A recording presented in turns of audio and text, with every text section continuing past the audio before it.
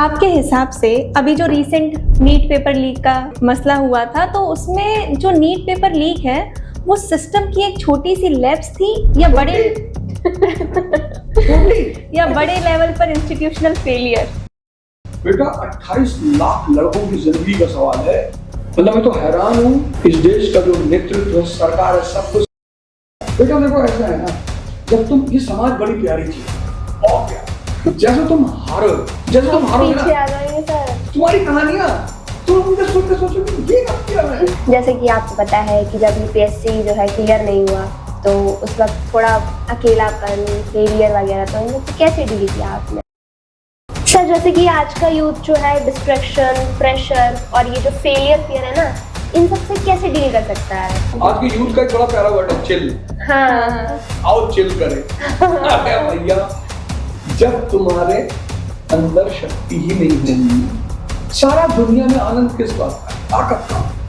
Sir अभी आपने जब बताया कि आपकी जिंदगी क्या रही, तो उसमें आपने बताया कि गुरु एक से ज्यादा नहीं हो सकते, तो इसके पीछे आप क्या सोचते हैं? मतलब गुरु अगर ज्यादा हो जाएंगे तो हमारी दिशा में कोई परिवर्तन आ सकता है, कुछ ऐसा, या फिर गुरु एक ही होना क्यों जरूरी है? मान लो तुम्हें खांसी आ रही, बिल्कुल सर। 4 डॉक्टर की दवा एक साथ खाओ? नहीं सर। गुरु इसलिए एक होना चाहिए क्योंकि आमतौर पे आम लोग क्या करें, पता है आज दुनिया में ज्यादातर लोग क्यों परेशान, एक ही मुद्दे को 10 आदमी से पूछते हैं, जबकि उसका जवाब तो एक ही इंसान से बहुत अच्छा मिल रहा है हमें। तो सर आपकी लाइफ का वो कौन सा फेज था जब स्ट्रगल्स वगैरह, मतलब इन सब चीजों ने आपको पूरी तरीके से तोड़ दिया था, लेकिन कहीं ना कहीं वो आपको इतना स्ट्रॉन्ग बना गया कि आज के बाद ओझा सर हमें मिल गए?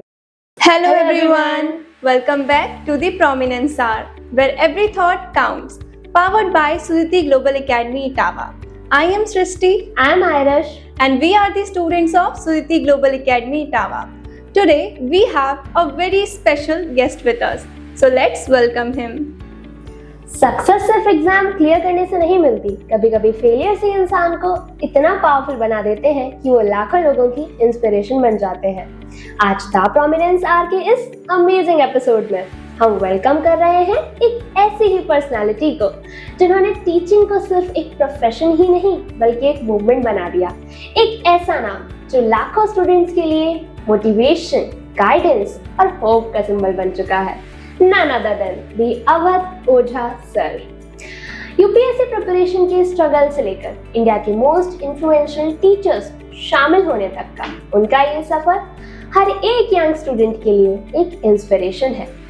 उन्होंने अपनी स्पीचेस, टीचिंग स्टाइल और लाइफ लेसन्स के थ्रू स्टूडेंट्स को सिर्फ एग्जाम्स के ही लिए नहीं बल्कि लाइफ के लिए भी प्रिपेयर किया है। लेकिन कहते हैं ना, हर सक्सेस के साथ कुछ कंट्रोवर्सीज, क्रिटिसिज्म और चैलेंजेस भी आते हैं। तो आज हम उनकी सक्सेस, उनके struggles, failure, political journey, public criticism और फ्यूचर विजन पर उनके साथ एक डीप कॉन्वर्सेशन करेंगे। So ladies and gentleman, please welcome the voice of icon that changed the mindset of millions of students across India, the one and only Awadh Ojha sir. Sir स्वागत है आपका prominence are में। Sir सबसे पहले स्वागत है आपका द प्रोमिनेंस आर में। सर आज पूरा देश आपको एक मोटिवेशनल टीचर और एक यूथ आइकन के रूप में जानता है, लेकिन हम जानना चाहेंगे कि अवध ओझा सर बनने से पहले वो उत्तर प्रदेश के छोटे से शहर बस्ती का लड़का कैसा था? देखो, इंसान की जो जिंदगी है ना, जब वो पैदा होता है तो इंसान और पशु में एक फर्क है। पशु के पास विजडम नहीं हो सकती। बिल्कुल सही सर। तुमने गौर किया yes. तुम पशु को ट्रेन कर सकते हो, तुम उसे विवेकशील नहीं बना सकते। जी सर। अब जब हम पैदा होते हैं और छोटे होते हैं तो हर आदमी हमें सपोर्ट करता है, फिर जब हम बड़े होते हैं, मतलब 12th कर लेते हैं, तो वहीं से हमारी जिंदगी में महाभारत शुरू होती है। हाँ सर, बिल्कुल सर। तुम लोग अभी किस क्लास में? मैं 12th में हूँ। 9th में। ठीक है, अभी तुम्हें 1 साल, तुम्हें तो 3 साल लगेगा, तुम्हें 1 साल लगेगा। यस। महाभारत मतलब दुख नहीं, चुनौती है, चैलेंजेस, परिवार का, समाज का। क्योंकि जब हम बड़े होते हैं और जमा होते हैं तो बहुत सारे लोगों की हमसे एक्सपेक्टेशन होती है, माँ बाप की होती है, समाज की होती है, रिश्तेदारों की होती है, दोस्तों की होती है। तो एक चुनौती है, एक शुरू होती है। दुख और चुनौती में एक फर्क है। दुख का मतलब ये है कि किसी घर में कोई डेथ हो, वो बिल्कुल दुख सर। है, उसे तुम नहीं दूर कर सकते। चुनौती जो है ना वो मतलब चैलेंज। अब जैसे मान लो फॉर एग्जांपल तुम्हारा 12th में क्या स्ट्रीम है? ह्यूमैनिटीज। ह्यूमैनिटीज। पहले अब तो रैंक अच्छी लानी है, फिर कॉलेज अच्छा, तुम्हारे दिमाग में चल रहा होगा कि भाई यूनिवर्सिटी अच्छी मिल जाए, चल रहा है ना? अब तुम्हारे दिमाग में नहीं चल रहा है, पैरेलली तुम्हारे साथ लाखों बच्चों के दिमाग में चल रहा है। यह है चुनौती। अब इस चुनौती से निपटने के लिए तुम्हें क्या चाहिए, ये अगर इस वक्त पता चल जाए, जैसे भगवान कृष्ण है, अर्जुन है, हम सब अर्जुन है। बिल्कुल सर। अब जिसको भी कृष्ण मिल गया, मतलब दिशा देने वाला, वो माँ बाप हो सकते हैं, वो तुम्हारा स्कूल का गुरु हो सकता है, वो तुम्हारा भाई हो सकता है, वो तुम्हारी बहन हो सकती है, मतलब XYZ में कोई, पर वो एक ही आदमी होगा, मल्टीपल लोग नहीं होंगे। तो मेरा भी जीवन जैसे तुम्हारा है ऐसे मेरा भी था। शुरू हुआ, समझ में नहीं आता था क्या करना है। सब बोलते थे यार परसेंटेज नहीं लाओगे तो यूनिवर्सिटी में एडमिशन नहीं होगा, पढ़ाई अच्छी नहीं होगी तो नौकरी नहीं मिलेगी, नौकरी नहीं मिलेगी तो शादी नहीं होगी, मतलब चीजें कनेक्ट नहीं हो पाती कि यार ये क्या है परसेंटेज वगैरह। ठीक है, फिर मेरा जो पहला फेज था जीवन का, स्कूल फेज, वो बड़ा अच्छा नहीं था, मतलब शायद मैं समझ नहीं पाया या जो भी रहा, पर वो अच्छा नहीं रहा। पढ़ाई मुझसे नहीं होती। जब मैं यूनिवर्सिटी में पहुंचा, इलाहाबाद यूनिवर्सिटी में, तो वहाँ मुझे बड़े अच्छे अच्छे टीचर्स मिले, जैसे HS उपाध्याय सर थे। मैंने उनसे पूछा कि सर पढ़ने क्यों चाहिए? बोले पढ़ना चाहिए क्योंकि दिमाग खुलता है, देखने की क्षमता बढ़ती है। बिल्कुल सर। तो मैंने कहा मतलब? बोले मतलब ये है कि जब तुम पढ़ लोगे तो तुम्हें पता चलेगा कि कोई आदमी जीवन में हारता क्यों है, कोई आदमी जीवन में जीतता क्यों है। बिल्कुल सर। तो उन्होंने मुझे एग्जाम्पल दिया सम्राट अशोक का, उसके सलाहकार अच्छे हैं, वो सोचता अच्छा है, उसका विजन अच्छा है, देखो वो जीत रहा है। तो मुझे वहां से कनेक्टिविटी होनी शुरू हुई कि अच्छा ये तरीका है। फिर उन्होंने उससे कहा कि देखो यार भगवान कौन है? मैंने कहा भगवान भगवान है। भगवान मतलब जो शक्ति है, कौन सी? Omnipotent, omnipresent, omniscient. तो एक बार मैं खड़ा था तो एक रिक्शा वाला खड़ा था, बोले तुमने कभी इसको नमस्ते किया? मैंने कहा नहीं। बोले अगर DM आ जाए यहाँ पे तो? मैंने कहा मैं करूँ। तो बोले इसमें और DM में फर्क क्या है? मैंने कहा वो शक्तिशाली। बोले बस अपने जीवन की सारी ऊर्जा को शक्ति अर्जित करने में लगाना। फिर वो शक्ति जो तुम अर्जित करोगे उसका छोटा छोटा हिस्सा जो तुम्हारे अगल बगल लोग रहते हैं सब ले ले। बिल्कुल सर। आज तुम सोचो राघव सिंह सूर्यवंशी को देखो, कितने फैन पैदा हो गए उसके, किसकी वजह से? उसकी उपलब्धियों की वजह से, अचीवमेंट्स जो उन्होंने किए। तो ये था मेरा शुरुआती जीवन। जब दिशा नहीं मिली, ऐसे मैं सोचता हूँ कि मेरे जैसे न जाने कितने लड़के हो गए जिनको दिशा की तलाश हो। बिल्कुल। ये करें क्या? भाई तुम देखो जितने सक्सेसफुल लोग हैं, चाहे वो कलाम साहब हो, चाहे डॉक्टर अम्बेडकर हो, चाहे तुम इटावा में मुलायम सिंह यादव जी को ही ले लो, सबने कहीं ना कहीं संघर्ष किया। सबने कोई जीवन बताओ जो संघर्ष बिना हो? नहीं सर, ऐसा तो नहीं हो सकता, सबका ही रहता है। होना ही जिस है। दिन तुम्हें दिशा मिल गई जिंदगी में कि सही मार्ग क्या है, तो सही मार्ग क्या है? अब बोलते हैं कि सही मार्ग क्या है? तुम्हारे जीवन में तुम्हारा सबसे बड़ा संगी कौन है? अभी तो हमारे माता पिता हैं और हमारे गुरुजन है जो हमारे साथ तुम्हारा हैं। सबसे करीबी संगी है, संगी तुम्हारा मन। हमारा मन। बिल्कुल, हमारा मन। उससे ज्यादा करीब संगी कोई नहीं है। क्योंकि सब जानता है। अब जब तुम सुबह 4 बजे उठी, तुम्हारी आंख खुली और उसने कहा उठ जा, तो तुम उठ गई। उसने कहा 1 घंटे और सो लो, तो तुम फिर सो गए। तुम देखो बाहर से माँ बाप जगा रहे हैं, भाई आके जगा रहा है, स्कूल नहीं जाना क्या? जब तक मन नहीं करेगा तब तक नहीं हो सकते। तो अगर तुम्हारा जो सबसे करीबी संगी है तुम्हारा मन, क्योंकि ताकत है, जहां लग जाता है वहां तुम्हें टॉप पर पहुंचा देता है। बिल्कुल सर। अगर सोचो तुम्हारी पढ़ाई में लग जाए, जिसे लड़के कहते हैं ना भाई मैं तो 10 घंटा पढ़ता हूँ, तो मैं मान लेता हूँ जहां जिस चीज में तुम्हारा मन लग जाएगा वहां वो टाइम नहीं देखता।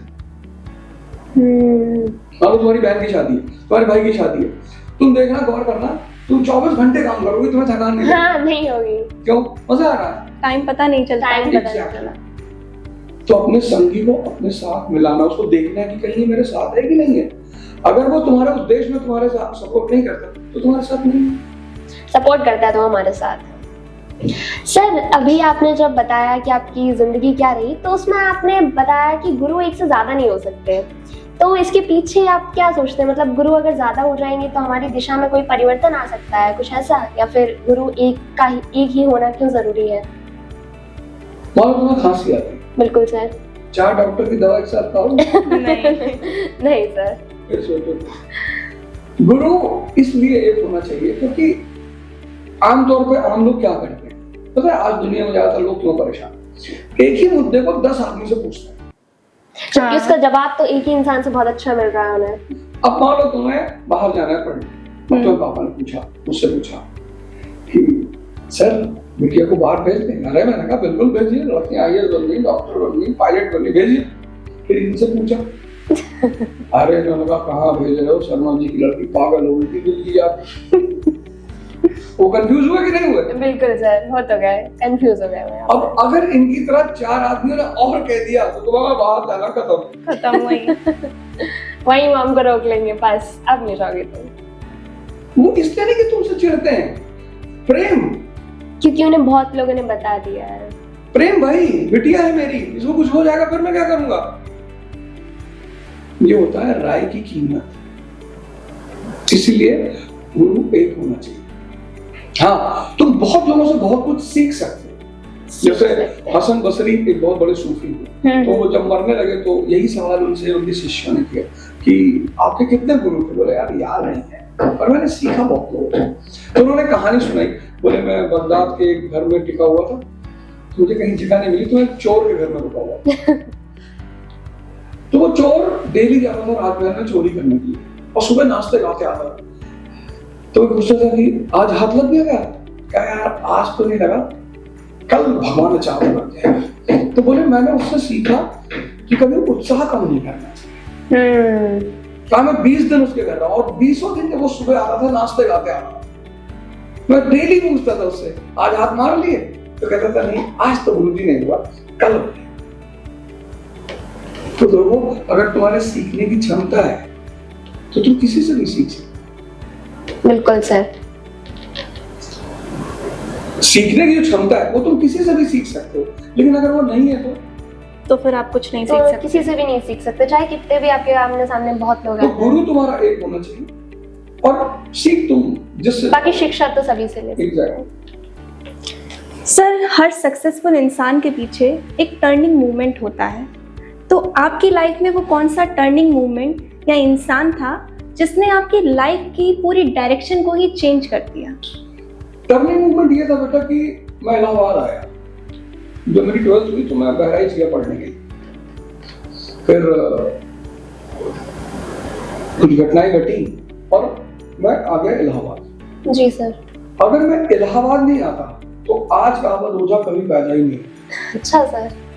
वजह वहां मैं पहुंचा तो एक तो पढ़ने वाले लड़के किसी के भी घर के हों, चाहे लड़के चाहे लड़कियां, हमारे जो कैंपस का, जैसे मान लो जैसे मैं गया खड़ा हुआ चाय की दुकान पे, वहां डिस्कशन चल रहा है ईरान इजराइल और ईरान ये इजराइल वो, फालतू का डिस्कशन नहीं, कुछ इंफॉर्मेटिव है, मतलब ज्ञान की बातें चल रही, ज्ञान की बातें चल रही है।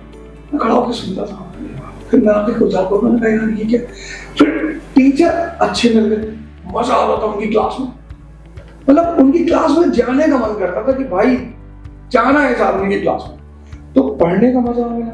बिल्कुल सर। जब पढ़ने का मजा आने लगा तो पढ़ाई की ताकत पता चली। बिल्कुल। जैसे डॉक्टर अम्बेडकर के हाथ में किताब है, उसका मतलब क्या है?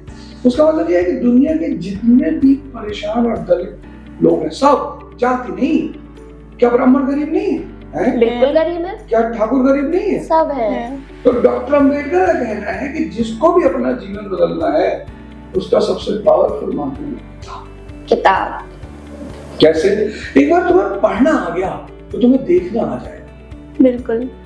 अब तुम सोचो नजरिया बदल, शास्त्री कितने गरीब घर में प्रधानमंत्री, बिल्कुल सर। तो क्या तुम्हारी जानने की इच्छा नहीं होगी कैसे Abraham Lincoln, Abdul Kalam, APJ कलाम, तुम और छोड़ो नरेंद्र मोदी, बिल्कुल सर। अभी करंट का ही एग्जांपल, तो तुम्हें क्या जानने की इच्छा नहीं, कैसे यहाँ तक कैसे पहुंचे? भाई हम अगर हमारी मंजिल वहां है जहां मोदी जी हैं, तो हम तो रास्ता जानने की कोशिश करेंगे ही ना। बिल्कुल सर, कि वो वहां तक पहुंचे कैसे। तो वो था टर्निंग पॉइंट मेरा, इलाहाबाद जाना। मैं इलाहाबाद पहुंचा तो शिक्षा में रुचि पैदा हो, मजा आने लगा। मतलब तुम सोचो, मैं जब पहली बार इलाहाबाद से घर आया तो मेरी माँ बहुत परेशान थी। पहली बार उसने मुझे किताब उठा के पढ़ते हुए देखा, तो आई मुझे कही, भैया, मैंने कहा जी सब ठीक है। क्योंकि उसको बड़ा आश्चर्य था कि मेरा लड़का पढ़ भी सकता है। हाँ, तो मैंने उनसे फिर कहा, यही मैं तुम्हारे माध्यम से माँ बापों से कहना चाहता हूँ कि आप कोशिश करो कि आप प्रेशर मत दो अपने बच्चों को। आप कोशिश करो कि उनको पढ़ने में मजा आए। पढ़ने में मजा कब आएगा? जब तुम्हें समझ में आए। पेरेंट्स को चाहिए कि अपने बच्चों के साथ हफ्ते में एक दिन बैठे, एक दिन। क्योंकि देखो आजकल तो माँ बाप दोनों काम, सबके पास टाइम नहीं होता, नहीं है, लेकिन एक दिन वो निकाले, अपने बच्चों के साथ बैठे, एक सवाल करे। मान लो बच्चा क्लास 9th में है, जैसे किताब मंगवाए, हाँ भाई लिया किताब, ले आए, एक सवाल करे। अगर वो अनकंफर्टेबल, बच्चे बहुत सारी बातें अपने माँ बाप से इसलिए शेयर नहीं करते, उन्हें डर लगता है कि कहीं कोई गलत बात तो ना हो जाए या कुछ ऐसा तो नहीं हो रहा है, पापा हमारे डांटने लगेंगे। अच्छा, हमारे घरों में क्या होता है पता नहीं, अब होता है कि जो रिश्तेदार वगैरह आते हैं ना, उन्हें बड़ा होता है। जो तुम 12th में हो, अब आगे तुम्हारा हाल चाल नहीं पूछेंगे, सीधे पूछेंगे, अच्छा 12th में ह्यूमैनिटीज पढ़ रही हो, अच्छा बताओ कार्ल मार्क्स क्या कहता है? लो बिल्कुल। आए हो, खाओ पियो, अपने घर जाओ, हमें क्या टॉर्चर कर रहे हो। फिर पता लगा माँ बाप और टेंशन में आ गए कि यार ये देखो, ये भी नहीं आता, तो बोल ही नहीं रही है। तो माँ बाप का काम क्या है कि अपने बच्चों से भूले नहीं, उनके दोस्त बने। उनके दोस्त, देखो स्कूल जाते हो, टीचरें तो करेंगी, उनका तो काम ही है करना, लेकिन माँ बाप को अपने बच्चों को दोस्त बनाना चाहिए। क्योंकि देखो जैसे तुमने दोनों ने बहुत गौर की होगी, जैसे ही तुमने 9-10 क्रॉस किया होगा, तुम्हारे जीवन में विचार, मन सब बदलना शुरू हुआ। बिल्कुल बिल्कुल बिल्कुल। कई सारी चीजें तुम्हारे लिए बिल्कुल नई रहेंगी, उस पर कौन डर रहे थे? माँ बाप। तुम आपको बात करनी चाहिए, अच्छा बेटिया पढ़ाई में मन लगता है? तुम्हें पापा पता नहीं क्यों पढ़ाई में मन नहीं लगा। अच्छा क्यों? पापा समझ में नहीं आ रहा। तो पिता को पता चलता है कि मेरी बिटिया को यार समझ में नहीं आ रहा। क्योंकि मैंने अभी तुमसे क्या कहा कि अगर तुमको मजा आएगा ना, तो पढ़ाई में तुम जान लगा दोगे आप अपनी। तुम 6 घंटा, तुम सोचो, लोग मूवी देखते रहते हैं 6-6 घंटा बिना मजे के देख रहे हैं। नहीं मजा तो आ रहा है, अभी देख रहे हैं। हमारे चाचा के लड़के वो सीरीज देखते हैं ना, वो खो जाते हैं, मतलब अगर रात भर सीरीज ही देख ली। तो मैं उनसे कहता हूँ भाई सोच तेरे पास कितनी क्षमता है, पर अगर मैं उनको किताब दे दूं वो 10 मिनट इसका मतलब क्या है कि तुझे जितना मजा सीरीज देखने में आया उतना मजा पढ़ने में। तो माँ बाप को मैं तुम्हारे दोनों के थ्रू ये कहना चाहता हूँ कि माँ बाप को कोशिश करना चाहिए कि वो अपने बच्चों को दोस्त बनाए, उनकी चुनौतियां, उनकी परेशानियां, उनकी टेंशन ये जानने की कोशिश करें। तो टर्निंग पॉइंट मेरा क्या है? इलाहाबाद। क्योंकि वहां क्या हुआ, मुझे मजा आया इसमें, पढ़ाई में। बिल्कुल सर। सर जैसे कि आप जानते हैं कि यूपीएससी का सफर सिर्फ एक एग्जाम नहीं होता, पेशेंस, लोनलीनेस और ये सैक्रिफाइसेस की बहुत इमोशनल सी जर्नी होती है। तो सर आपकी लाइफ का वो कौन सा फेज था जब स्ट्रगल्स वगैरह, मतलब इन सब चीजों ने आपको पूरी तरीके से तोड़ दिया था, लेकिन कहीं ना कहीं वो आपको इतना स्ट्रांग बना गया कि आज के बाद ऊर्जा सारा में मिल गए? देखो इस दुनिया में सबको लड़ना है। बिल्कुल सर। लेकिन लड़ाइयां दो तरह से होती है, एक दुर्योधन की तरह रो रो के लड़ रहे। जितने लोग रो रो के लड़ रहे वो कभी नहीं जीते। बिल्कुल। जब हमें पता है कि भाई मरना ही है तो उस चीज को स्वीकार करो। अब तुम सोचो भगत सिंह, सुखदेव, राजगुरु, कितने सम्मान से लोग उनका नाम सोचते हैं। क्यों? फांसी के फंदे पे हंसते हुए जा रहे हैं। अंग्रेज परेशान है कि भैया मरने जा रहे हो। तुम इमेजिन कर सकते हो? नहीं, उनकी तो कहानियां जब भी पढ़ते हैं ना तो बहुत इंस्पिरेशन एकदम से मिल जाता है कि अरे मरते वक्त उनको एक दिन पहले फांसी हुई। हाँ। उनको फांसी होनी थी 24 को, लेकिन सरकार को सूचना मिली कि लाहौर जेल तोड़ के लोग इन्हें छुड़ाएंगे की कोशिश करेंगे, तो 23 को देगी। तो 22 की रात में जेलर आया, तो उसने भगत सिंह जी से कहा कि कल आपको फांसी हुई। ठीक है। सुबह जब वो 4:30 बजे उनके शहर में पहुंचा तो वो नहा धो के तैयार हो चुके, किताब पढ़ रहे। तो सोचो कि आदमी मर रहे, उसको फांसी होने जा रही है, किताब पढ़ेगा यार, जिनकी जिंदगी फंसी वो तो पढ़ ही नहीं रहे। हाँ? जो मरने जा रहा आदमी वो किताब पढ़ रहा है। तो जेलर ने पूछा कि आपकी अंतिम इच्छा क्या है? तो बोले मेरी अंतिम इच्छा है कि 15 पेज बचे मैं उसको पढ़ूं। कितना जबरदस्त मन रहा होगा उस वक्त, वाकई बहुत। अब तुम एक तरफ दुर्योधन को देखो, एक तरफ कृष्ण को देखो, माँ बाप जेल में है। एक इंस्टेंट बताओ जब कृष्ण रो रहा है, कोई इंस्टेंस ही दिखाता ही नहीं कि कृष्ण रो रहे हैं। क्योंकि वो बिल्कुल समझ रहे हैं ना, जैसे तुम लोग बड़ी हो रहे हो। बिल्कुल सर। अब कंपटीशन, जॉब, आईएएस, फिर परिवार और स्त्रियों की जिम्मेदारी हमारा ज्यादा ही है। सोचो कितनी चुनौतियां आने वाले समय में आने वाली, और तुम्हारा मन मजबूत हो जाए। तो मैंने क्या किया, जब मैं इलाहाबाद पहुंचा मुझे पढ़ाई में मजा आने लगा, तो उसके साथ साथ मैंने दर्शन सब्जेक्ट लिया, फिलोसफी। तो मेरी अध्यात्म में रुचि हुई। फिर मुझे वहां एक और जादुई शब्द मिल गया, ध्यान। बिल्कुल। तुम सोचो, तुम्हारा आमतौर पे, मैं मन की बात कर रहा हूँ, 4 घंटे इसको रनिंग करेगा, रात भर सीरीज देखेगा, 5 घंटे चाय की दुकान पे बैठा है और राखी सावंत की शादी में चर्चा कर रहा है। तो मुझे लग रहा है तू है उसकी चर्चा कर रहा है, ये कर रहा है। जैसे तुमने इस मन से कहा कि भाई 1 घंटा पढ़ ले, करा कल, यही होता है। योग कर ले कल, भाई ध्यान कर ले कल। जब तो कोई अच्छा काम करना ही नहीं चाहता, तब मुझे बात समझ में आई कि भाई ये तो दिमाग खराब है। जैसे लोग कहते नहीं भैया हमारी तकदीर खराब है ना, दिमाग खराब है। दिमाग खराब है। तकदीर तो तुम खराब कर रहे हो। एग्जैक्टली। तो ये कैसे पता चलेगा कि दिमाग खराब है? जो आंख बंद करके अपने दिमाग का एनालिसिस करें कि हमसे करवा क्या रहा है। तुम अपने दिमाग का एनालिसिस करो 1 हफ्ते कि मुझसे करवा क्या रहा है। तो तुम देख रहे हो कि मोबाइल टाइम देख रही हो कि 6 घंटे स्क्रॉल कर रहा है, रात भर सीरीज दिखवा रहे हो, बड़ी बुआ की चर्चा करवा रहा, तुम्हारी मम्मी बड़ी बुआ को चर्चा कर रही थी 3 दिन से। क्या मिलेगा? किसकी बुआ दुनिया में ठीक है बताना चाहता हूँ मुझे। किसी की। जब तुम्हें ये दिखाई पड़ गया कि ये मेरा जो स्टेयरिंग है यही फेल है, तो तुम जिंदगी में कुछ कर पाओगे? नहीं, कुछ नहीं कर पाएंगे। तो मुझे ये की मिल गई, भारतीय सभ्यता की, संस्कृति की सबसे बड़ी देन ध्यान। फिर मुझे पता चला कि मेरा दिमाग खराब है। तब मैंने कहा नहीं भाई, पहले स्टीयरिंग ठीक करनी है, गाड़ी तो फिर ठीक हो जाएगी। फिर मैं संघर्ष में मजा आने लगा। और जिस दिन तुम्हें संघर्ष में मजा आने लगेगा, उसके बाद इस धरती पे तुम्हें कोई रोक नहीं पाएगा। तुम्हें किसी ने गाली दी और तुम देख रहे हो बेचारा।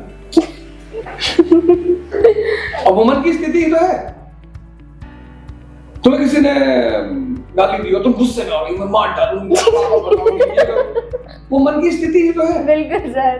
और एक शांत रह के उसको समझो। कितने भौंकते हुए कुत्तों को पत्थर मारोगे बताओ? नहीं मार सकते, सबको नहीं मार सकते। बिल्कुल। हाँ, कोई काटे तब तो भाई सेफ्टी है, मारना ही पड़ेगा। लेकिन भौंकने दो तो काम दिखाई पड़ रहा है भाई देसी कुत्ता है। कितना मजा आएगा तुम्हें सोच के। और कोई तुम्हें गाली दे रहा हो तो मुस्कुरा रहा हो। मैं यही सोचता हूँ, भगवान यही सोचेंगे शिशुपाल को देख के, देसी कुत्ता है। फिर भौंके ही जा रहा है। अब तो इसको रखो। भगवान ने भाई 10-12 गाली सोचा, 10-12 गाली देगा चुप हो जाएगा। आमतौर पर कुत्ता कहेगा, एक आध बार भौंका चुप हो गया, भौंके ही जा रहा है।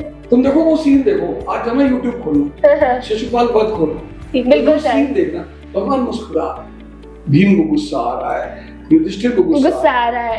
हाँ, युधिष्ठिर को उस सीन में गुस्सा आ रहा है। भगवान मुस्कुरा, पता है क्यों मुस्कुरा रहा है? सोच रहे देसी कुत्ता। तो ये स्थिति कौन लाएगा? तुम्हारा मन आए। पकड़ में आई? बिल्कुल। ये स्थिति कौन लाएगा? मन लाएगा। यानी कि पहले मन को सही करना पड़ेगा, तभी जिंदगी में कुछ भी सही हो सकता है। और बताओ। तो सर, जैसे कि आपको पता है कि जब यूपीएससी जो है क्लियर नहीं हुआ, तो उस वक्त थोड़ा अकेलापन, फेलियर वगैरह, तो इन सबसे कैसे डील किया आपने? बेटा देखो ऐसा है ना, जब तुम, ये समाज बड़ी प्यारी चीज है, बहुत प्यारी, बहुत प्यारी। अच्छा। जैसे तुम हारो पीछे आ जाएंगे करेंगे सर? तुम्हारी कहानियां तुम उनके सुन के सोचोगे ये कब किया मैंने। हाँ सर। जैसे मान लो तुम कोई काम कर रहे हो, जैसे मान लो तुम अभी 12th का एग्जाम दे दिया, नहीं अभी अभी 12th में आएंगे। मान लो तुम 12th में भगवान ना करे तुम्हारे 50% नंबर आ गए, सब आके उल्टा सीधा बोलना शुरू करते हैं। अरे घूमती थी हम सब बाइक पे बैठे थे, कभी नहीं। तुम क्या बोल। लेकिन उस वक्त में मजा लेना, जिसने गाली खाने का मजा लेना सीख लिया, तुम्हें ये सोचना है बेचारा अच्छा है मुझे गाली दे रहा है, मैं इनके किसी काम में नहीं आ सकता। तुम जीत गई 98%। फिर वही लोग आके बोलेंगे कि अरे हम तो ये छोटी सी मेरे मुंह पे छूट देती थी, मुझे बड़ा अच्छा लगता। ये समाज तुम्हारा दर्पण है बेटा, इससे डरना नहीं है। जब तुम हारोगे तुमको गाली देगा। कितनी बड़ी, अगर वो तुम्हें गाली ना दे तो तुम्हारे अंदर जागने की इच्छा पैदा होगी? नहीं सर। नहीं होगी। इसलिए मूर्ख जब समाज गाली देता है तो डिप्रेशन में चले जाते हैं। भैया हमारी मामा हमको चोर कह दिए। अब जैसे वो देखो अंजना ओम कश्यप जी, हाँ वो टीचर्स को बोल रही बोल दी ना, कोई बात नहीं बेटा, महिला है, हो सकता है घर में कोई दिक्कत हो, पति से झगड़ा किया हो, अब पति को तो दो कौड़ी का बोल नहीं सकते, तो हम गरीब लोगों को बोलेगी वही टीचर दो कौड़ी के नहीं बोलेगी। हमें ये भी तो सोचना चाहिए ना। सर अगली बार हम वही बात सोच लेंगे, ये तो देसी कुत्ते हैं ना, भौंकने दो, इनसे नई चीज सीखी है। तुम सोच के देखो, जब तुम, ये समाज बहुत प्यारी चीज है। जब तुम हारोगे ना, तुम कूद पड़ेंगे तुम्हारे ऊपर, खूब गाली देंगे। उस वक्त क्या करना है, उस वक्त यही बात सोचनी कि यार हम इनके कोई काम नहीं आ पा रहे। क्योंकि अगर तुम समाज के काम आ रही हो, इटावा को कोई भी यादव मुझे मिला, कोई भी गुलाम सिंह रिश्तेदार, इटावा का जो भी मतलब कोई ऐसा मिला ही नहीं जिसने ये कहा कि नहीं भैया जानते हैं, पर सब नहीं पता क्यों, क्योंकि सूरज है वो इटावा, हाँ चमक रहे हैं। हर आदमी को उस चमक में एक हिस्सा चाहिए। बस यही समाज है। जब भी तुम हारना, आंख बंद करना, मेरी बातें याद करना कि मैं ये काम नहीं आ सकती, बस। और देखना तुम एकदम शांत। यही तो ध्यान है बेटा। जब तुम IAS बन जाओगी, मंत्री बन जाओगी, यही समाज आके लेट जाएगा कि इनकी शकल भाई अम्मा तरह लगे। पावर का कमाल है। शक्ति। जब तुम DM हो तो अपनी सास की क्या हो, लाडली। और अगर तुम कुछ नहीं हो तो अपनी सास पर बोझ हो। हाँ DM बन के गई ससुराल, तुम्हारी सास आरती उतार रही है कि हमारी बहू पैदा हुई थी तो दुर्गा माँ ने आकाशवाणी की थी। अरे तो समाज से डरना नहीं है। समाज बहुत अच्छी चीज है। अगर तुम गिर जाओ, हार जाओ और समाज तुम्हें गाली ना दे, तुम्हारे अंदर कभी जागने की इच्छा पैदा कभी नहीं सर, कभी नहीं। तो इसका मतलब क्या है? वो जगा रहे हैं हमें कहीं ना कहीं, वो कहीं ना कहीं ऊपर पहुंचाने का काम कर रहे हैं। अब सोचो तुम्हारे माँ बाप 30 साल तक सबको अपने माँ बाप दुश्मन नजर आते हैं। पता क्यों? क्योंकि तुम्हें बना रहे हैं।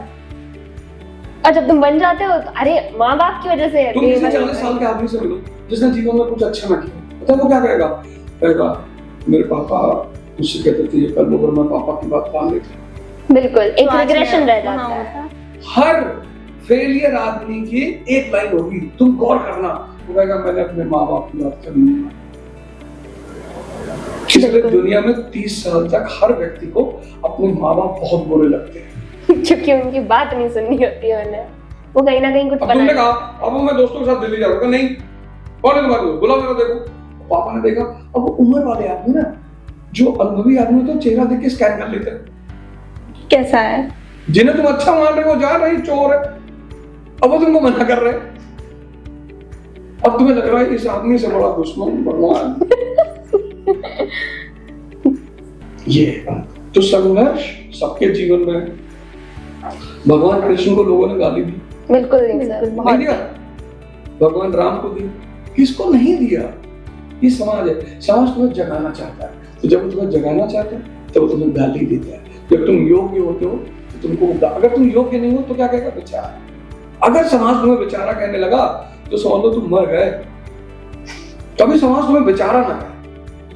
अगर समाज ने कह दिया बेचारा तो समझ लो तुम्हारा दिमाग मरा हुआ है, खत्म। अगर सब चीजें हम सही कर देते हैं ना, तो गलती से कोई गलती हो जाए तो वो हमें वहीं टोक देता है, बेशक हमने 5 चीजें सही की और 6वीं गलत कर दी, बिल्कुल अच्छा भी है ना कि हम वहाँ रुक जाते हैं, समझ लेते हैं अपनी गलती। तो ये कहीं ना कहीं सही चीज है। सर, जब आप सोशल मीडिया पर वायरल होने लगे, क्या उस वक्त आपने सोचा था कि आप सोशल मीडिया के जरिए एक दिन मिलियंस ऑफ स्टूडेंट्स की वॉइस बन जाएंगे? बेटा पहली बार वायरल हुए तो बड़ा अजीब सा लगा कि ये क्या हो गया। एक हो गया, दोस्त कहा यार तुम वायरल हो गए। हमने कहा वायरल? हमने कहा भाई हमारी तबीयत तो ठीक है यार, ये कैसे हो गया? हमें तो वायरल का एक ही मतलब पता है, बुखार। अबे नहीं यार, बोले तुम वायरल हो यार। मैंने कहा क्या होता है इसमें वायरल में? तो बोले कि वायरल, अरे यार तुम ट्रेंडिंग में चल रहे हो।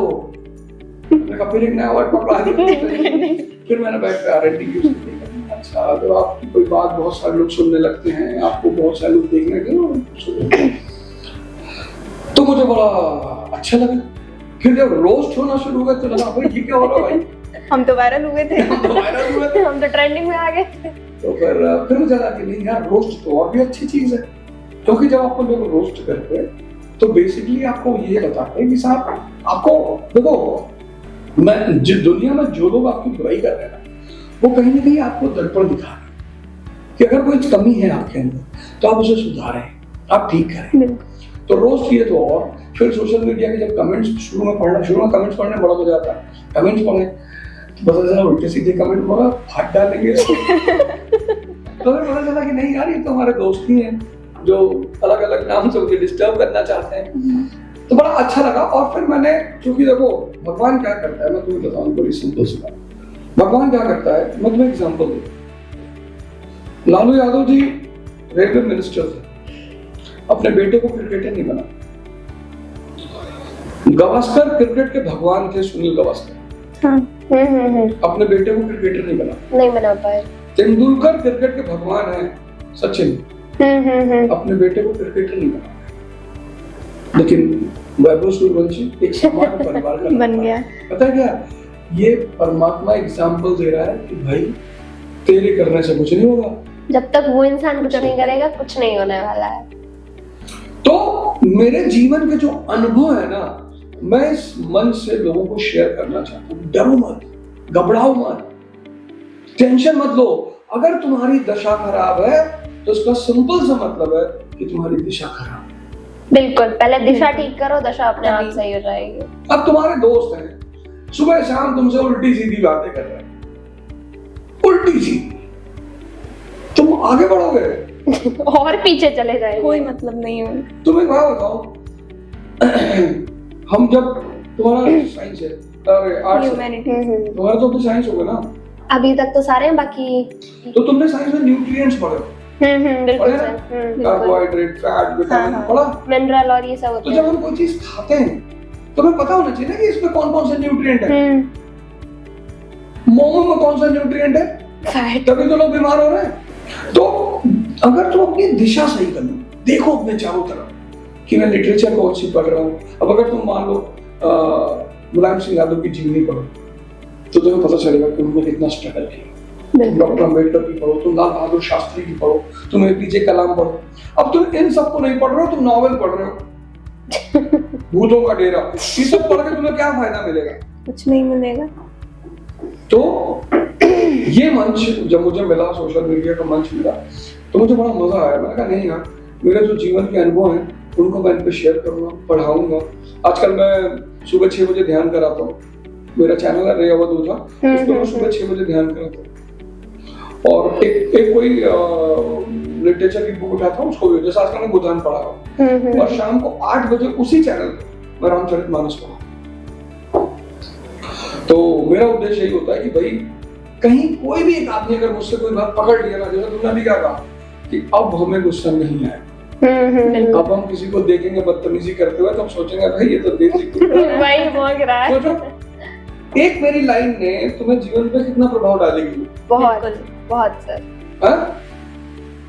सिर्फ एक लाइन बहुत प्रभाव डाल देगी जीवन पर। अब क्या होगा ना, तुम अगल बगल नात बात रिश्तेदार दोस्त जो भी उल्टा सीधा बोलेगा बोलने दो। तुम्हारे मन में मुस्कुराहट आएगी। तो वही देसी कुत्ता है, भौंक रहा है। खत्म हो गया। तो तुम्हारी जो एनर्जी गलत जगह लगती है अब वो सही जगह, तुम बैठ के पढ़ो, बिल्कुल सर। अपने काम करो, खुश रहो। बस यही कर रहा हूँ मैं सोशल मीडिया। तो कहीं ना कहीं एक बहुत इंस्पिरेशन वाली चीज है कि सबको जो है बिल्कुल मोटिवेट करके रखना है। हाँ बिल्कुल। और एक बात याद रखो, इस नेचर का बड़ा प्यारा नियम है, हम तुलसी पे जल चढ़ाते हैं, उन्हें भगवान मानते, पता क्यों? उनका गुण है, गुड, दवा है वो, बिल्कुल दवा है। हाँ। मतलब सोचो तुलसी कितनी दवाओं को कैंसर में दी जाती है, तो तुलसी की पूजा किस लिए हो रही है? गुणों की वजह से। किसी को तुमने देखा कैक्टस की पूजा करते हुए? नहीं बिल्कुल नहीं सर। तो अगर तुम चाहते हो कि दुनिया तुम्हारी पूजा करे तो तुम्हें क्या करना होगा? तुलसी बनना पड़ेगा। समझ गया सर, एकदम समझ गया। टेंशन नहीं लेना कि मेरे को मेरी तारीफ नहीं है, क्या हुआ है 4 बार पैर छुओ 5 बार छुओ, नहीं करने का। जिस दिन तुम्हारे अंदर गुण पैदा हो जाएंगे ना, पूरी दुनिया तुम्हारे सामने आके हाथ जोड़े, तो तुम्हें उस डायरेक्शन में जाकर उस पर काम करना है। सर, आज करोड़ों स्टूडेंट्स आपको फॉलो करते हैं, क्या आपको कभी इस बात का प्रेशर फील होता है कि आपकी कहीं हर एक बात स्टूडेंट्स की लाइफ पर क्या इम्पैक्ट डालेगी? नहीं, स्वाभाविक तौर पर एकदम मुझे बहुत इस बात का प्रेशर तो नहीं होता, पर मैं सोचता हूँ कभी कभी अनजाने में हाँ। जैसे मैं तुम्हें एक छोटा सा एग्जांपल देता हूँ कि भगवान कृष्ण को बहुत सारे लोग, जैसे भगवान कृष्ण की कहते हैं कि 20,000 रानी है, तो अब भारत में क्या होता है, जिसके भी 2-3 पत्नियां होगी तो कृष्ण बनने लगता है। वही, वो खुद को कृष्ण मानने लगते हैं। तो अगर तुम इस जगह पे कृष्ण हो तो पहाड़ उठा के दिखाओ, बनो कृष्ण। कभी कभी लोग क्या करते हैं ना, तुम्हारी बात का अर्थ नहीं समझ पाते, नहीं समझ पाते, हमें गलत समझने लगते हैं वो, उसकी वजह से होता है। एक क्लास में तुम पढ़ाओगे, एक टॉपिक पढ़ाओगे, उस एक टॉपिक को अगर 50 लड़के बैठे तो 50 नजर से देखेंगे। सबका अपना अपना नजरिया। जैसे मैं क्या कहता हूँ, एक छोटा सा एग्जांपल देता हूँ जिसमें बड़ा मुझे ट्रोल करते मजाक उड़ाते हैं। इस देश पे सबसे ज्यादा विदेशी आक्रमण हुए, शक, कुषाण, हूण, मंगोल, मुगल, ईरानी, अफगानी, कितने लोग आए। अच्छा, जो भी बाहरी आया उसने क्या किया? या तो हमारा धन लूटा, या हमारी स्त्रियों को लूटा, या हमें मारा। तो ऐसा देश, अंग्रेज अपनी सभ्यता ही देके चले गए। ऐसा देश जो निरंतर हमले के खतरे में है, वहां के हर युवा को पढ़ाई के साथ साथ शस्त्र चलाना जानना चाहिए कि नहीं? बिल्कुल जानना चाहिए सर। लोग कहते हैं वो दो बदमाश बना। अब अगर तुम ताइक्वांडो जानती हो, तो तुम बाहर निकलोगी समाज में, जब जैसे तुम आईपीएस हो जाओगी, आईएएस हो जाओगी, वो तुम्हें लड़ने की ट्रेनिंग देंगे, गोली चलाने की ट्रेनिंग देंगे। बिल्कुल। देखिए मर्दानी पार्ट 2 देखो। हाँ। तो जब हमें पता है कि हमारी लड़कियां खतरे में पड़ सकती हैं, तो हम उन्हें क्लास 10 से लड़ना क्यों ना सिखाएं? लाठी चलाना सिखा दो, नॉन स्टिक चलाना सिखा दे। चलो लाठी लेके तुम और जगह नहीं जा सकती, एक नॉन स्टिक आता है, बीच में चेन होता है ना, उसकी ट्रेनिंग ले लो। 15 आदमी को तो तुम वैसे ही मार डालोगी। जो 2-3 दिए गया होगा। तो जब हमें पता है कि हम खतरे में हैं, हमारा समाज खतरे में है, तो हमें अपने बच्चों को शिक्षा के साथ साथ शस्त्र चलाना भी सिखाना चाहिए, लड़ना भी सिखाना चाहिए। बिल्कुल सिखाना चाहिए। बिल्कुल सर। नहीं, मैं बोलता हूँ लोग कहते हैं मास्टर लड़कों को बदमाशी सिखा रहा। सर उस वक्त आप उनको जरा कमेंट में ये बोल दिया करो, तुम सब भाई देसी कुत्ते हो, भागते हो। नहीं बेटा, तो ऐसा बताएं, तुम्हारी स्थिति अलग है, मेरी स्थिति अलग है। मेरे साथ क्या है कि मैं इसलिए कुछ, जैसे अंजना जी ने कहा, कंट्रोवर्सी हो कितने नहीं, बात कंट्रोवर्सी की नहीं, कितने टीचरों को खूब गाली दिया ना, पर मैं नहीं दे सकता। हाँ, अभी तक नहीं आया आपका, कुछ नहीं आया। मैं नहीं दे सकता बेटा, मैं जानता हूँ कोई टेंशन रही होगी, कोई गुस्सा रहा होगा, उन्होंने निकाल दिया। मेरा फर्ज नहीं है, महिला है, एक स्त्री है, मैं उन्हें गाली नहीं दे सकता, उन्हें कुछ कह नहीं सकता। ये होता है सोच में फर्क। बिल्कुल सर। अगर तुम्हें 10 लोग मानते हैं तो 4 लोग तुमसे नाराज भी रहेंगे, उनको गाली दोगे? बिल्कुल नहीं सर। हो सकता है वो 4 भी कभी ना कभी तुम्हारी बात सुने। वक्त सब बदल देता है। बिल्कुल सर, जैसे कि आज के स्टूडेंट्स के पास देखें तो इन्फॉर्मेशन तो बहुत होती है उनके पास, लेकिन डिसिप्लिन और ये कंसिस्टेंसी जो है इसकी बहुत कमी दिखाई देती है।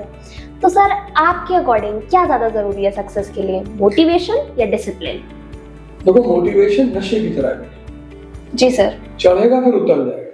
अच्छा सर। पता लगा तुमने सुबह उठी, तुमने एक मोटिवेशन का वीडियो देखा, खूब मोटिवेट हो गई, 1 घंटे बाद फिर उतर गया, फिर आधे घंटे बाद देखा, फिर चढ़ गया, फिर 1 घंटा चढ़ गया, फिर तो सोचो तुम हर 1 घंटे बाद आधा घंटा मोटिवेशन ले रही हो, तो 12 घंटे में 6 घंटे तो तुम्हारा मोटिवेशन नहीं चला गया।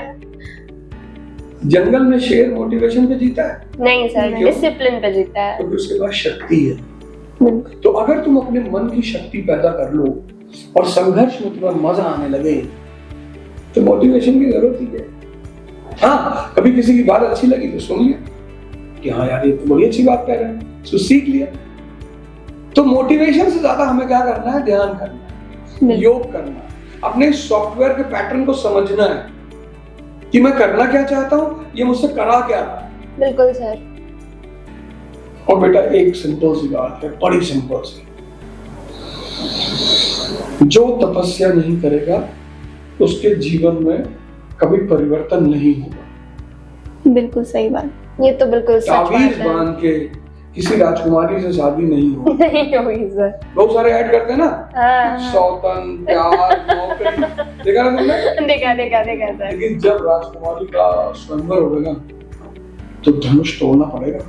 धनुष तो तोड़ना पड़ेगा। तो अगर सीता जी को पाना है तो शक्ति अर्जित करनी पड़ेगी, धनुष तोड़ना पड़ेगा। ये धनुष तोड़ने से पहले मोटिवेशन सुनोगे? नहीं, लगा के एक बार सुन लेते हैं फिर काम कर लेंगे। तुम मान लो मोटिवेशन सुनिए और गए स्वयंवर में और गिर पड़े, हो गया मोटिवेशन। तो मार खाओगे कि नहीं? और लड़की उतर के तुमको मारेगी। तो आज के युवाओं को सबसे बड़ा काम ये करना है, नबलाना बिल्कुल नहीं है, ध्यान और योग से जोड़ना है। बड़े सारे संत हैं भारत में, सदगुरु जी हैं, पंडित रविशंकर जी हैं, बिल्कुल। फिर तुम देखो वो है क्या कहते हैं आशुतोष महाराज जी हैं। ऐसे भारत में बड़े सारे संत हैं जो ये सब काम कर रहे हैं। तो इनको, तुम्हारी जनरेशन को क्या चाहिए कि किसी न किसी से जुड़ना चाहिए और ध्यान साधना को अपने जीवन में लाना चाहिए। एक बार तुम्हारा मन तुम्हारे कंट्रोल में आ गया तो डिसिप्लिन खुद ही पैदा हो जाएगी। बिल्कुल सर। अच्छा, डिसिप्लिन पैदा हुई तो कंसिस्टेंसी आ जाएगी। सोचो चीजें कितनी जुड़ी हुई हैं। हाँ। एक बार तुम्हारा मन तुम्हारे हाथ में आ गया तो डिसिप्लिन पैदा हो गई, डिसिप्लिन से कंसिस्टेंसी, कंसिस्टेंसी से हार्ड वर्क, और जब ये तीनों पैदा हो गए सफलता कहाँ जाएगी भाई? सफलता तो हमारे पास आएगी। अब पता है तुम बिना ध्यान के डिसिप्लिन लाने के लिए लड़ रहे हो, नहीं हो सकता। कैसे होगा? पर जिसको डिसिप्लिन करना है मन को, वो तुम्हारे हाथ में ही नहीं है। बिल्कुल। तो आज के युवाओं के लिए बहुत मैंडेटरी है योग और ध्यान से जोड़ना। रोज थोड़ा मेडिटेट कीजिए, 1 घंटा, 1 घंटा अपने आप को दो, आधे घंटे योग कर लो, आधे घंटे ध्यान कर लो और सेट हो जाओ, सही हो जाओगे। सर जैसे कि आज का यूथ जो है डिस्ट्रैक्शन, प्रेशर और ये जो फेलियर फियर है ना, इन सब से कैसे डील कर सकता है? वो मजा लेना भूल गया है। अच्छा सर। वो चिल कर रहा है।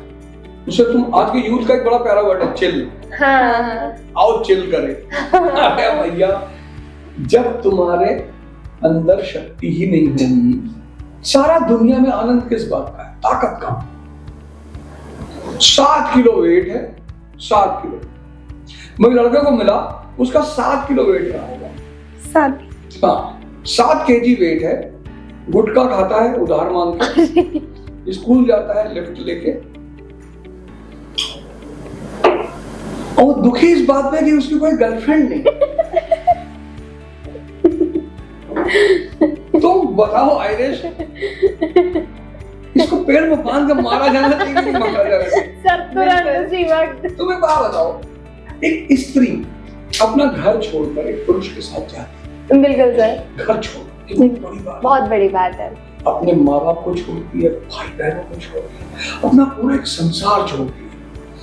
अब जिस पुरुष के साथ वो जा रही है सब कुछ छोड़ के, गुटखा खा रहा है तो वो ऐसा हो मारा कि नहीं? तुरंत बहुत मारेगी। और वो भी तब जब उसके पिता ने उसके विवाह में इतना पैसा खर्च किया, बिल्कुल सर, दहेज दिया।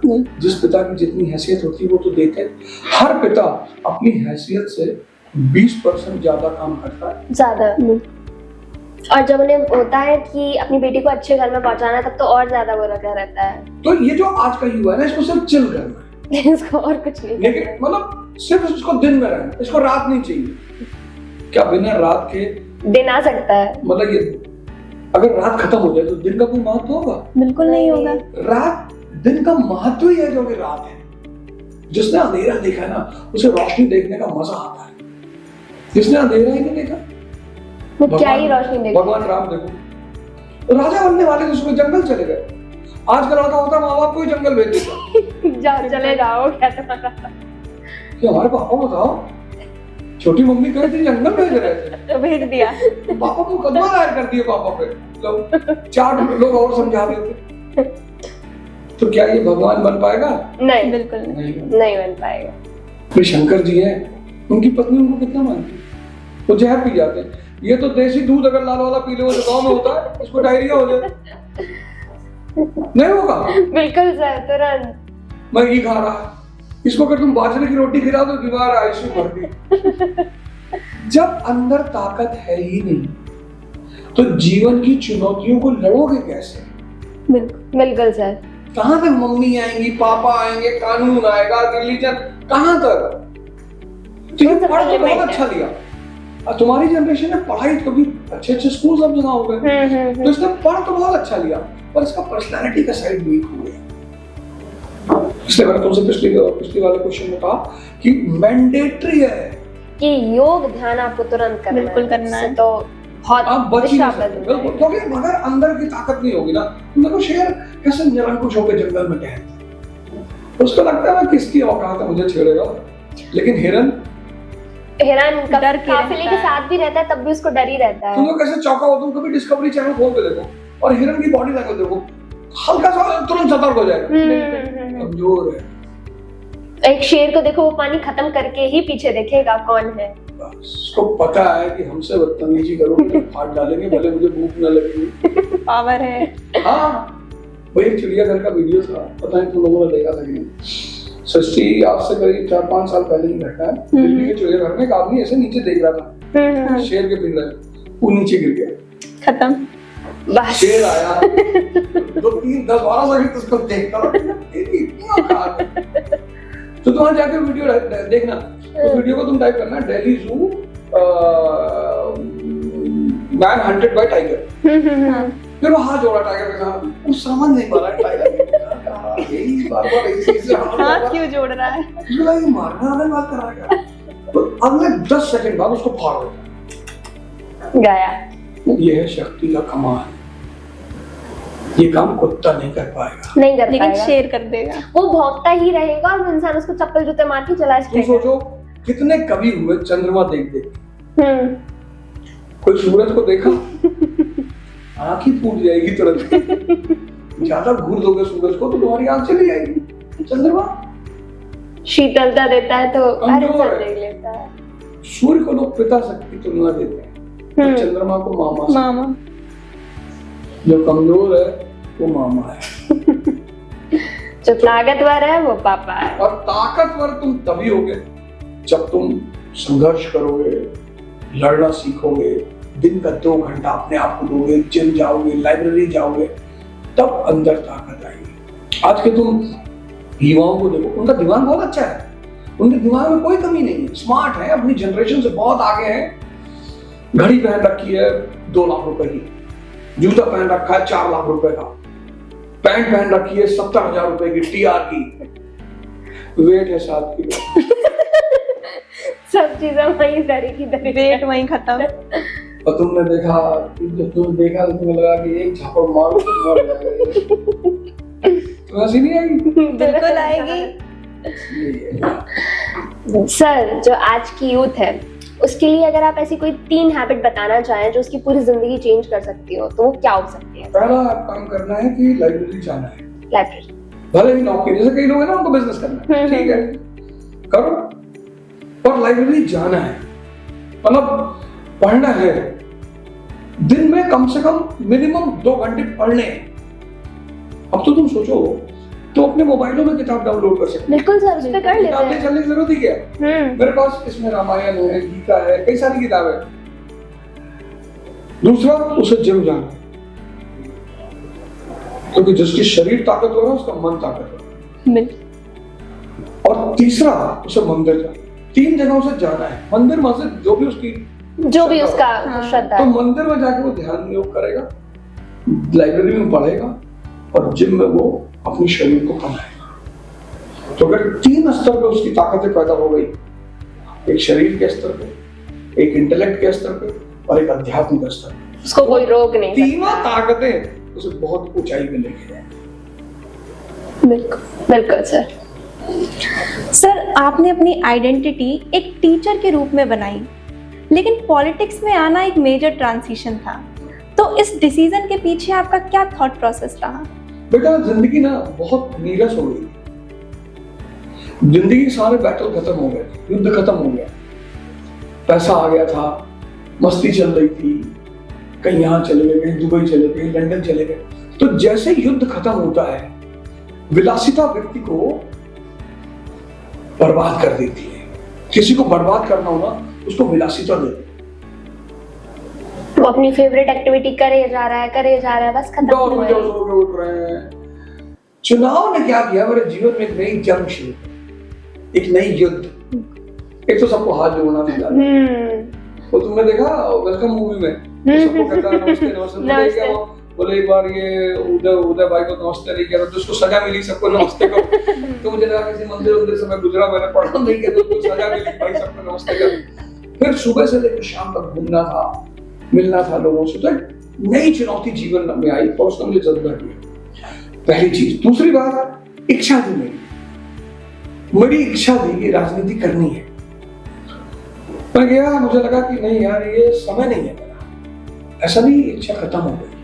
अच्छा सर। पर वो समय नहीं है। समय सही होना चाहिए। समय की बात होती है। Exactly. भगवान कृष्ण पैदा होते जेल से निकाला, तो क्या अपने माँ बाप को नहीं निकाल सकते थे? निकाल सकते थे। पर वो समय नहीं। अच्छा, उनकी स्टोरी से मैंने ज्यादातर यही चीजें सीखी हैं कि उन्होंने हर चीज को एक सही वक्त पे किया है, जो कहीं ना कहीं बहुत बेनिफिशियल रहा है उनके लिए। बिल्कुल शांत है ना, ध्यानी है। हाँ। महाभारत के मैदान में हंस रहे। हाँ। किसी को युद्ध के मैदान में हंसते हुए देखा है? बिल्कुल नहीं देखा। लोग शादी वादी में मुंह बनाए बैठे रहे। वो तो युद्ध के मैदान में हंस रहे हैं। तो अगर ये स्थिति कोई अपने अंदर डेवलप कर ले कि तुम विषम परिस्थितियों में शांत होना सीख लो, तुम सोचो कितने ताकतवर हो जाओगे। बिल्कुल। तो मेरा वो बहुत अच्छा निर्णय था। मैं सेकंड पोजीशन पे रहा, पहली बार चुनाव लड़ा। सेकंड पोजीशन वो भी तब जब पार्टी सबसे बुरे फेज से गुजर रही। हाँ। अगर मैं भाजपा से लड़ा होता तो शायद मैं जीत भी जाता। बिल्कुल सर। लेकिन मजा बहुत आया, सुकून बहुत मिला, लोगों से मिलने का मौका मिला, लोगों को समझने का मौका मिला, भारतीय लोकतंत्र की जो कमियां हैं वो देखने का मौका मिला। तो बहुत अच्छा फेज था, बहुत मजा आया। सर, आपके हिसाब से आपने पॉलिटिक्स में ऐसा क्या सीखा जो आप क्लासरूम्स में नहीं सीख पाए? देखो, जब तुम क्या बनना चाहती हो आगे? मैं आईएएस। जैसे मान लो तुम जब आईएएस क्वालिफाई कर लोगे, फर्स्ट रैंक आ गई, कांग्रेचुलेशंस, फर्स्ट रैंक आ गई, तो तुम्हें वो ट्रेनिंग कराएंगे मसूरी में। हाँ। लेकिन ट्रेनिंग कराने के बाद वो सीधे डीएम नहीं बनाएंगे तुमको, फिर पहले आपको किसी के अंडर भेजेंगे वो। Exactly. बिल्कुल। जिंदगी में सबसे बड़ी चीज है अनुभव, एक्सपीरियंस। ज्ञान नहीं।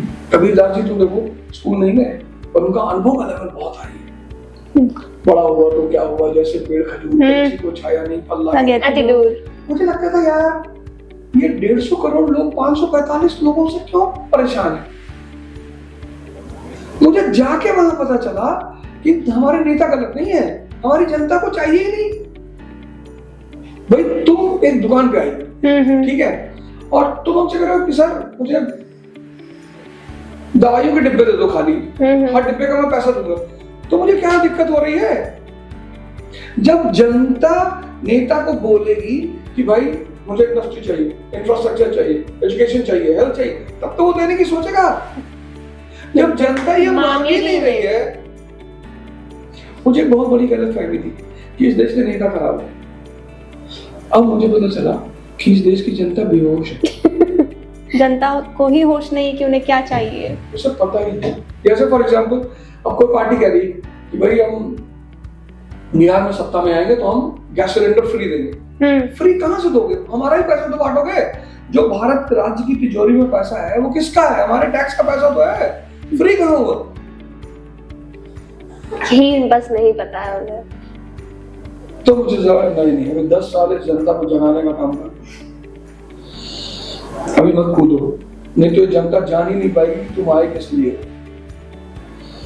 तो अपना पूरा 10 साल शिक्षा और भारत की जनता से संवाद, बाकी कुछ नहीं। सर जैसे कि अभी आपने बताया कि यहाँ की जनता बेहोश है, अभी उसको होश ही नहीं है कि उसको करना क्या है, तो ये जो होश जगाने का काम है ये कैसे हो सकता है? मतलब देखो, एक तो जैसे राजा राम मोहन रॉय बिल्कुल सर, आर्टिकल लिखते हैं, किताब लिखते हैं, बोलते हैं, तो ऐसे हम भी कर सकते हैं। उदाहरण दे देंगे कि भाई चीन को देखो, हाँ, जैसे तुम आईएएस बन गई तो तुम्हारी सारी सहेलियों के माँ बाप क्या करेंगे? तुम्हारा एग्जाम्पल देना शुरू। बिल्कुल बिल्कुल सर। सृष्टि को देखो, वो भी तो सामान्य घर की लड़की थी, लेकिन आज आईएएस बन गई ना। तो मैंने पॉडकास्ट में कहा कि मैं चीन भाग जाऊं, तो लोगों ने उसका बड़ा मजाक उड़ाया कि मास्टर चीन कब भाग रहे हो। इसी बहाने मैंने लोगों का देखने का, तब से सर मैंने देखा है कि लोग चीन की बातें ज्यादा करने लगे हैं। सोशल मीडिया जहां खोलो चीन चीन, अगले नंबर पे चीन। मैंने एक कांड किया, एक कि मैं चीन भाग जाऊंगा, अच्छा और बोला चीन कब जा रहा हूं, इसी बहाने लोग चीन का नाम लेने लगे। कोई उसकी एजुकेशन पहले लोग कंपेयर किसका कर नाम रहा लेते है, थे? पाकिस्तान से कंपेयर करेंगे। मैंने इस देश की जनता का आंख चीन की तरफ कर दिया। अब सब एजुकेशन कंपेयर कर रहे हैं, कल्चर कंपेयर कर रहे हैं, चाइना से लैंग्वेज कर रहे कंपेयर हैं, कर रहे हैं, सब कुछ। कितना बड़ा काम किया मैंने, बहुत बड़ा सर। एक व्यंग किया मैंने, व्यंग, जिसको बहुत सारे लोगों ने नेगेटिवली पोर्ट्रे किया। ये देखो तुम्हारा टीचर चीन भाग रहा है, ये तुमको छोड़ के चीन भाग रहा है। लेकिन मेरा स्टूडेंट आईपीएस है, उसने मुझे फोन किया जब उसने मेरा वो वीडियो देखा, कहा सर क्या खेलते हो आप। आईपीएस है ना, समझ बहुत प्यारी है। वो तो हम भी समझ गए सर, जैसे आपने बताया कि क्या था वो।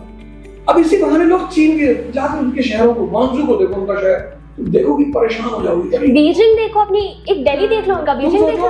अमेरिका के राष्ट्रपति को चीन में बुलाकर उन्होंने कहा तेरी कोई बात मैं नहीं सुनी, और अगर तूने ताइवान की तरफ देखा तो हम तुझे तबाह कर देंगे। इतनी हिम्मत उनकी। हम बांग्लादेश को कुछ नहीं कह पाते, हम नेपाल को कुछ नहीं कह पाते, हमको रिक्शा वाला तमाचा मार के चला जा रहा। तो तुम जिधर दिखाओगे जनता उधर देखेगी। हम पाकिस्तान मिटा देंगे, उनके पास है क्या जो मिटाओगे? जो लिया हमसे लिया, क्या मिटाओगे? भाई तुम्हारा एक पड़ोसी नंगा है और तुम कपड़ा पहन रखी हो, तो तुम अगर उससे लड़ाई तो किसका नुकसान होगा? अपना ही होगा। तुम्हारे का होगा ना उसका। हमारे देश में कहावत है, नंगा नाचे फाटे क्या। हाँ। नंगे से अगर लड़ोगी उसका क्या नुकसान होगा? तो कुछ नहीं होगा, कुछ था ही नहीं उसके पास, तो होगा क्या उसका? तो पाकिस्तान से लड़के तो हमारा क्या फायदा होगा? कुछ भी नहीं सर। ऐसे से लड़ो जो आपको कुछ दे के भी जाए। भाई चाइना सूट पहने हुए, हम कुर्ता पजामा पहने, हम अगर उससे लड़ गए टाई तो खींची लाएंगे उसकी, जूता उतार लाएंगे, कड़ी उतार लाएंगे, कुछ तो ले आएंगे। कुछ तो ले आएंगे। इसलिए मैंने कहा चीन।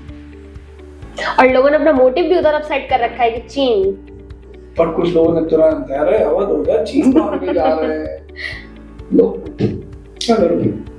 क्या ही कर सकते हैं, उनका तो काम है। सर क्या पॉलिटिशियंस जेन्युइनली एजुकेशन सिस्टम को इम्प्रूव करना चाहते हैं या एजुकेशन सिर्फ एक इलेक्शन इशू बन के रह गया है? अगर तुम्हारा मालिक बेहोश पड़ा है तो तुम कभी चाहोगी वो होश में आए? हैं? नहीं।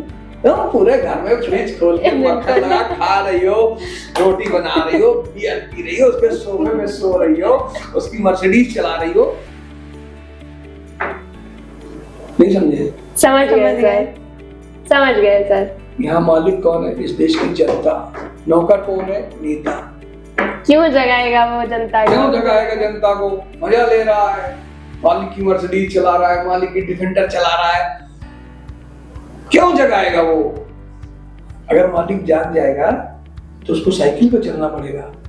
अगर मालिक जाग जाएगा तो उसको मालिक के पैसे का हिसाब देना होगा, बताना पड़ेगा कहाँ खर्च किया, कितना खर्च किया। और एजुकेशन क्या करेगी? जगाएगी।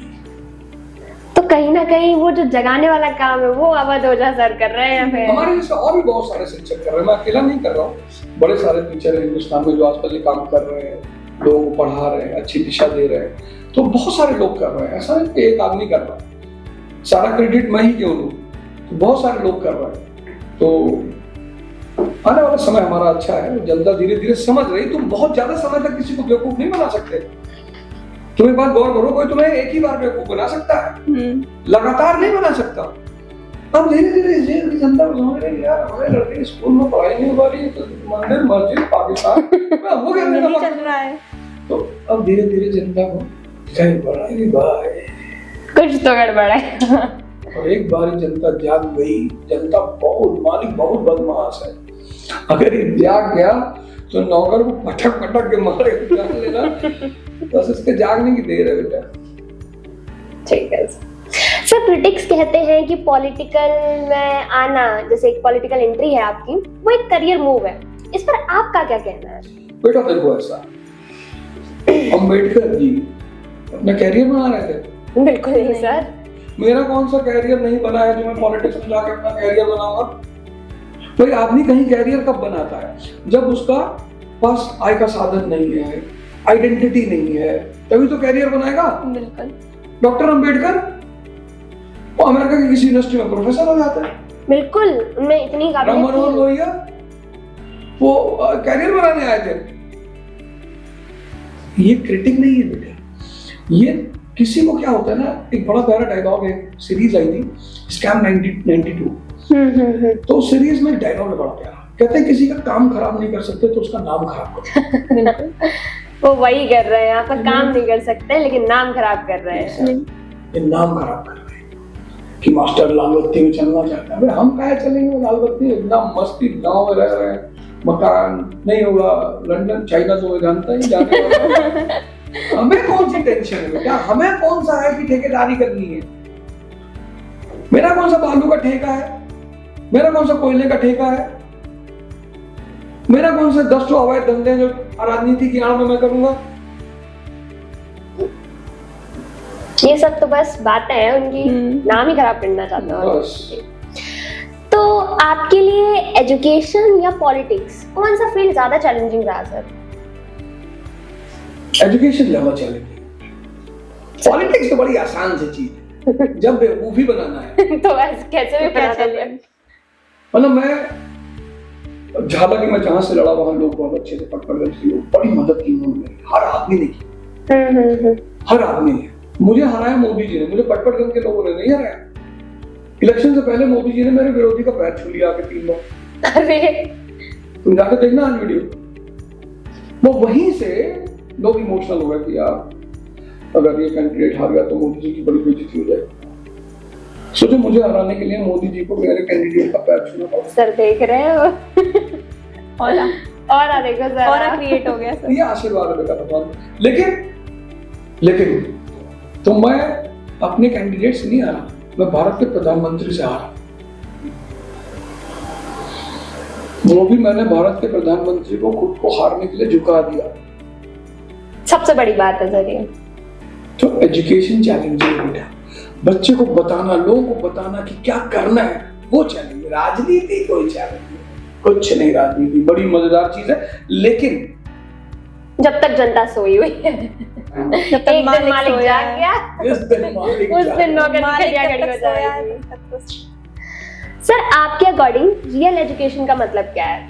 रियल एजुकेशन का मतलब यह है कि तुम्हें दुनिया दिखाई पड़ने लगे, तुम्हारा विजन क्लियर हो जाए, तुम्हारी दुनिया, हाँ तुम्हें दुनिया दे। जैसे किसी ने आया करते, कोई आया तुमसे तारीफ किया कि सृष्टि तुम बहुत अच्छी लड़की हो, तो समझ में आ गया कि कुछ तो चाहिए इसको, कुछ तो गड़बड़ है। तो तुम्हें दुनिया दिखाई पड़ने लगे।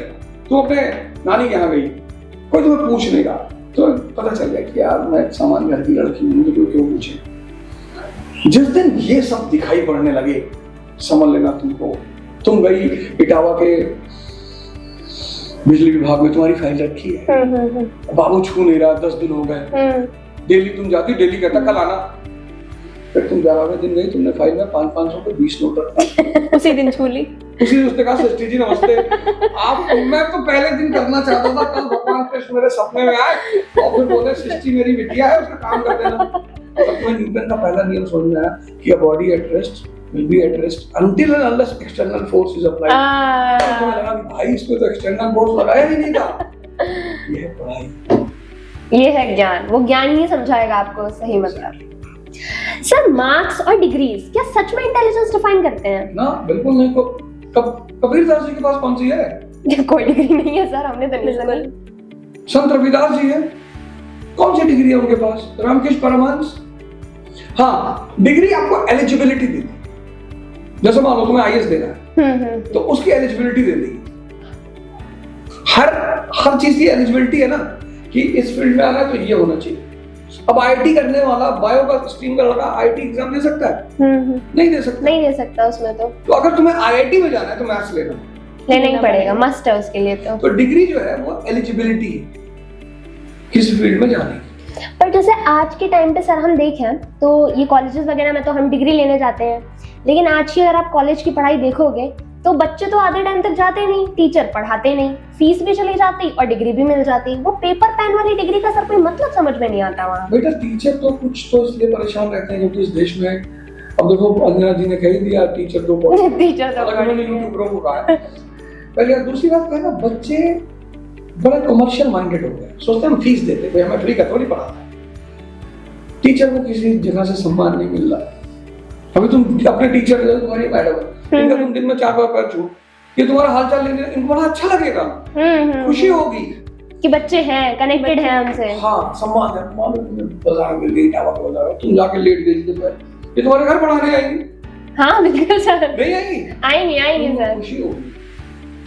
तो देने वाला भी निराश है, टीचर निराश है कि यार हमारा समाज में कोई इज्जत ही नहीं है, हमसे पोलियो ड्रॉप पिलवा रहे हैं, हमको इलेक्शन ड्यूटी में लगा दिए हैं, उनसे सेंसस करवाया जा रहा है, जनगणना चल रही है उसमें है ना।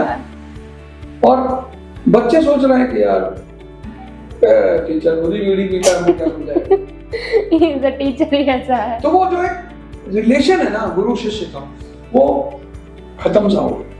हमारे देश में शिक्षा व्यवस्था में बहुत ही क्रांतिकारी परिवर्तन करने की आवश्यकता है। पहला आवश्यकता ये कि हमें देश के बेस्ट माइंड्स को शिक्षक की तरफ लाना है। बस एक काम सरकार कर दे बेटा, मजा आ जाए। उसे क्या करना है, उसे ये कहना है कि शिक्षक ही इस कंट्री में वीआईपी होगा, बाकी कोई वीआईपी नहीं होगा। ये तो सर हमें भी चाहिए, ये शिक्षक के लिए तो होना चाहिए। जिस दिन ये घटना घट गई कि इंडिया के जो टीचर्स हैं, गवर्नमेंट वाले सब नहीं, इंडिया के जो टीचर्स हैं वो वीआईपी हैं। ट्रेन में सीट नहीं है, एक बोगी अलग से लगाई जाएगी, मास्टर साहब जा। सोचो कितना जो इंडिया के बेस्ट ब्रेन्स हैं जो आज उधर नहीं जाना चाहते, वो उधर जाएंगे, पूरा एजुकेशन सिस्टम चेंज हो जाएगा। आज इंडिया के बेस्ट ब्रेन देश के बाहर जा। इज्जत ही तो चाहिए कि भाई टीचरों से इनकम टैक्स नहीं लिया जाएगा। अरे भगवान, लोग माफ करें। तो सर पूरे एजुकेशन सिस्टम में जो चेंज है ये केवल एक माइंडसेट को चेंज करने से आ सकता है। भाई जब बेस्ट ब्रेन टीचिंग में पहुंच गए, बेस्ट ब्रेन बेस्ट आचार्य प्रशांत को सुना है? सोचो वो तुम्हारे स्कूल का टीचर आदमी होता। अरे सर मजा आता कि नहीं आता? बिल्कुल आता। अगर ऐसे टीचर्स हो गए स्कूल में, ऐसे तो सर फिर लाइफ सेट हो जाएगी। होगी ना? होगी। सर आपके हिसाब से अभी जो रीसेंट नीट पेपर लीक का मसला हुआ था, तो उसमें जो नीट पेपर लीक है वो सिस्टम की एक छोटी सी लैप्स थी या बड़े छोटी या बड़े लेवल पर इंस्टीट्यूशनल फेलियर? बेटा 28 लाख लड़कों की जिंदगी का सवाल है। बिल्कुल। मतलब मैं तो हैरान हूं कि इस देश का जो नेतृत्व है, सरकार है, सबको इस्तीफा दे देना चाहिए। बहुत बड़ी बात हुई है सर ये। नीट की जो तुम्हारी दोस्त तैयारी कर रही है उससे मिलना, मर जाते हैं लड़के पढ़ते पढ़ते, मर जाते। किसी की रीढ़ की हड्डी में पेन शुरू हो जाता है, किसी को पेट खराब हो जाता है। भाई 10-10, 12-12 घंटे पढ़े बिना आपका सिलेक्शन ही नहीं होगा। बिल्कुल, कंपटीशन इतना ज्यादा है। ये कौन एश्योर करेगा कि आप पेपर तो भर रहे हो लेकिन उसका कोई रिजल्ट भी आएगा आपके लिए? अब तुम सोचो, वो तो चलो आउट हो गया, लीक हो गया, लीक होने से पहले कितने लोग ऐसे फर्जी सिलेक्शन हुआ? वही तो सर बात है आज के टाइम चलो पे। लीक हो गया ठीक, जो फर्जी सिलेक्शन हुआ पिछले 2-4, पता नहीं कब से लीक हो रहा है। हमें तो अब से कुछ टाइम से पता चलने लगा। तो कितनी जिंदगियों से खेला जा रहा है। भाई तुम बता दो कि भैया हम लीक करेंगे, तो बच्चे कुछ और काम कर लेना। सर मैं कमेंट पढ़ रही थी इसी पेपर लीक के नीचे, तो एक बच्चा कमेंट कर रहा था कि अच्छा है मैंने आईआईटी का फॉर्म फिल कर दिया, मुझे इसमें आना ही नहीं था, मैं सोच ही लिया था पेपर ही लीक हो जाएगा तो देने का कोई मतलब ही नहीं है। बच्चे इस देश के बहुत परेशान, बहुत। और सरकार के लिए नीट का जो इंसिडेंट है, एसएससी का जो इंसिडेंट है, सीबीएसई का जो इंसिडेंट है, जिस देश की शिक्षा व्यवस्था ध्वस्त हो जाएगी वो देश कहाँ जाएगा? उस देश का तो सब चौपट है फिर। भाई भारत कब महान था? जब भारत के बाद तक्षशिला और नालंदा था, नालंदा है ना? यानी अगर किसी व्यक्ति को, किसी देश को, किसी समाज को महान बनना है तो सबसे अच्छा क्या होना चाहिए? शिक्षा व्यवस्था। शिक्षा, बिल्कुल। वही डेंट हो गई, उसी को कीड़े मकोड़े खा गए, तभी तो बच्चों को कॉकरोच बनना पड़ा। कॉकरोच जनता पार्टी। अंधेरा हो गया चारों तरफ, तो अंधेरे में कौन पैदा होगा? कॉकरोच। ये कॉकरोच जनता पार्टी अपनी थोड़ी बनी, अंधेरा फैल गया है चारों तरफ। अंधेरा जब भी फैलेगा तो कॉकरोच पैदा होगा। पहले उस अंधेरे को कम कीजिए, लाइट लगाइए, तब वो कॉकरोच जाएंगे। सर इंडिया में आज तक कहीं ना कहीं, कभी ना कभी ऑलरेडी ऑलमोस्ट एग्जाम्स जो हैं वो लीक हो चुके हैं, लेकिन यूपीएससी का एग्जाम कभी लीक क्यों नहीं हुआ? जिस दिन वो लीक हो गया बेटा, उस दिन ये देश खत्म हो गया। कि बहुत पॉलिसी मेकर्स है ना बेटा, नीति निर्माता है।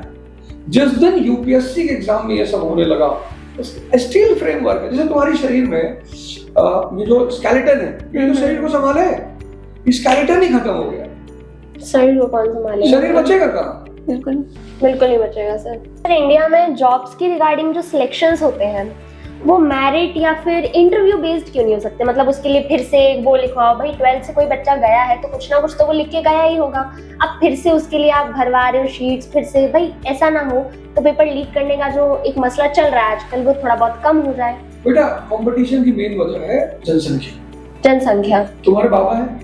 हाँ बिल्कुल है ना? कितनी उम्र होगी? अभी कुछ लगभग 60-70 के आसपास 70 होगी ना?